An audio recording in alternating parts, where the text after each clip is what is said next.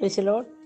യെശയ്യാവിൻ്റെ പുസ്തകം 14 അധ്യായം അതിൻ്റെ 10 വാക്യത്തിൽ ഇങ്ങനൊരു വാക്യമുണ്ട്: കുന്നുകൾ നീങ്ങിപ്പോവും, പർവ്വതങ്ങൾ മാറിപ്പോവും, എങ്കിലും എൻ്റെ ദയ നിന്നെ വിട്ട് മാറിയില്ല, എൻ്റെ സമാധാന നിയമം നീങ്ങിപ്പോകുകയുമില്ല എന്ന് നിന്നോട് കരുണയുള്ള യഹോവ അരുളി ചെയ്യുന്നു.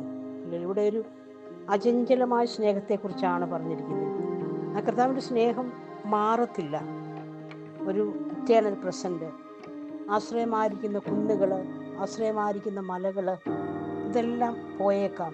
നമ്മളെ ഏറ്റവും സ്നേഹിക്കുന്നവരൊക്കെ മാറിപ്പോയേക്കാം. കർത്താവിൻ്റെ അതുല്യമായ സ്നേഹം ഒരിക്കലും നമ്മെ വിട്ടു മാറുകയില്ല. അതാണ് കർത്താവിൻ്റെ സ്നേഹത്തിൻ്റെ പ്രത്യേകത.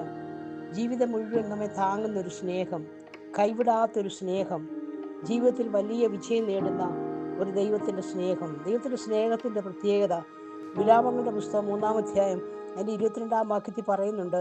ദൈവസ്നേഹത്തിൻ്റെ പ്രത്യേകത, കർത്താവിൻ്റെ സ്നേഹം ഒരിക്കലും അസ്തമിക്കുന്നതല്ല. ആ സ്നേഹത്തിൻ്റെ വെട്ടം ഒരിക്കലും തീരുന്നില്ല. ഞാൻ കർത്താവിന് വേണ്ടി എന്തെല്ലാം ചെയ്യുന്നു, അന്നേരം മാത്രം ഒരു സ്നേഹിക്കുന്ന ദൈവമല്ല. ഞാനിനി ദൈവത്തിന് വേണ്ടി ഒന്നും ചെയ്യുന്നില്ല. പാപ വഴികളിൽ പോയിട്ടുണ്ട്, തെറ്റ് ചെയ്തിട്ടുണ്ട്, ദുശീലത്തിനൊക്കെ അടിമയായിരുന്നിട്ടുണ്ട്. എങ്കിലും ആ വെട്ടം എൻ്റെ മേൽ ഉദിച്ചു നിൽക്കുക. നല്ലത് ചെയ്തുകൊണ്ട് മാത്രമല്ല കർത്താവിൻ്റെ സ്നേഹം. ഹല്ലേലൂയ. കർത്താവിനോട് നമ്മൾ കണക്ക് പറയണ്ട.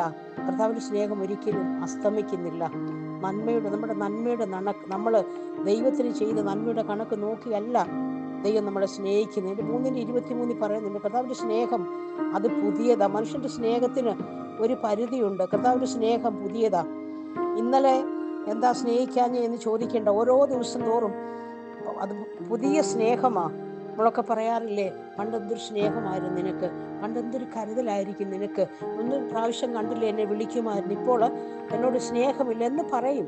നമ്മളിപ്പോൾ ഒക്കെ പറയാറുണ്ട്.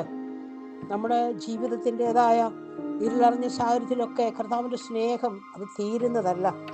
എന്തെല്ലാം ചെയ്തിട്ടും, അറിഞ്ഞുകൊണ്ട് പാപം ചെയ്തിട്ടും കർത്താവ് നമ്മളെ സ്നേഹിക്കുന്നു. രഹസ്യമായി ചെയ്യുന്ന പാപങ്ങളും ദുർശീലങ്ങളും നമ്മുടെ പ്രിയപ്പെട്ടവരൊക്കെ നമ്മുടെ പാപങ്ങളെയൊക്കെ അറിഞ്ഞാൽ ഒരു സമയത്ത് ഒരു പക്ഷെങ്കിൽ നമ്മളെയൊക്കെ വെറുത്തേക്കാം. നമ്മുടെ ഉള്ളിൽ ചീഞ്ഞ് നാറുന്നത് എന്തോ ഉണ്ടെന്നറിയുമ്പോൾ മനുഷ്യരൊക്കെ നമ്മളെ വെറുക്കും. പക്ഷെ കർത്താവ് നമുക്കൊരിക്കലും വിധി കൽപ്പിക്കത്തില്ല.